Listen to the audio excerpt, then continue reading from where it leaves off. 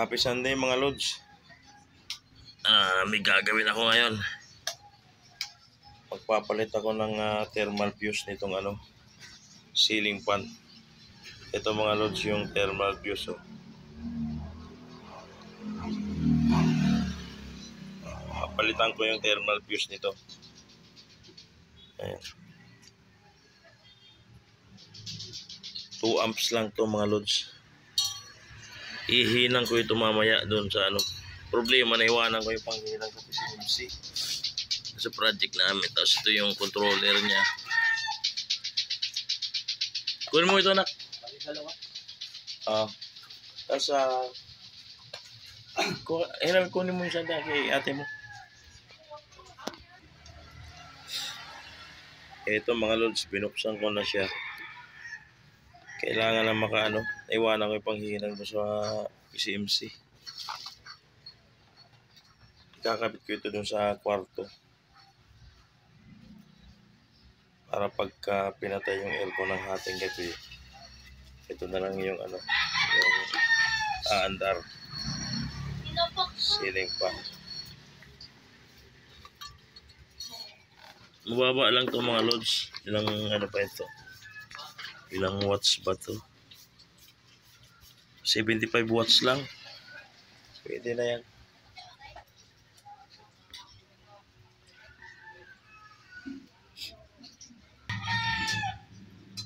Problema mga lods, wala kami nahiraman ng panghinang. Naiwanan ko sa yung panghinang ko doon eh.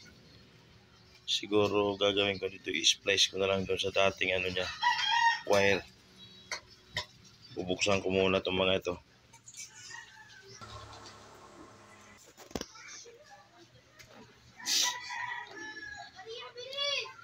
Ito na mga lods, nakalas ko na.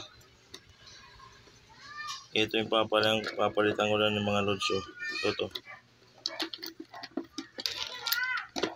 Ito. Ito yung thermal fuse. Yan. Doon. Kaso wala nga panghinang. I-splice ko na lang ito. Tapos lagyan ko na lang ng insulation. Yan lang naman ang sira niyan. Pagka yung mga electric fan nyo, ceiling fan, hindi na umaandar, walang power ba? Kasi wala talaga, kasi yung iba kasi umuugong lang pero hindi umiikot, ibig sabihin may power siya. Ang problema doon, busing lang pagka ganun. Pero ito pagka talagang shutdown siya, walang response yung niya, yung motor. Wala kang mararamdaman parang vibrate, magnet. Ito talaga yung papalitan mo dyan, thermal fuse. Apira lang kung hindi sunog yung motor Ayan. Kadalasan yung thermal fuse lang pinapalitan dyan ito. Pwede mo itong irekta. Okay naman siya, pero mas mainam yung palitan mo na lang. Ganun lang mga lods. Ito na mga lods. Nakalas ko na. Ayan. Thermal. Pinutol ko na lang. Tapos i-splice ko na lang dito. Wala kasing panghinang Balok sana palitan hanggang doon. Pero ito naman may insulation na to. Kaya i-splice ko na lang, tapos lagyan ko ng konting tape. Pwede na yun.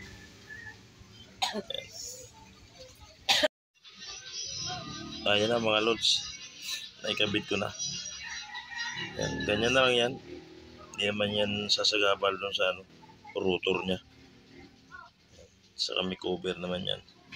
Kahit hindi ko na itali yan. Ayan.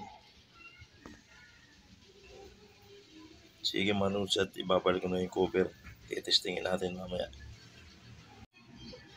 Ayan na mga lods. Gumana na siya. Ayan. Ready na siya para ikabit.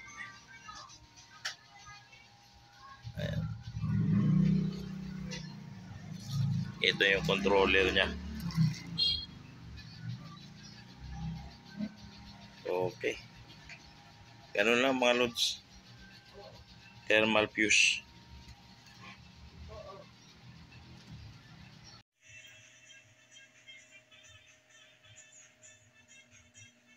Ayan na mga lods, ang ceiling fan na ikabit ko na. Okay na siya. Dito sa kwarto. Ayan.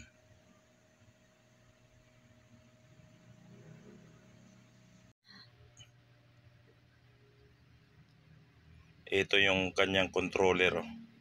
Ayan.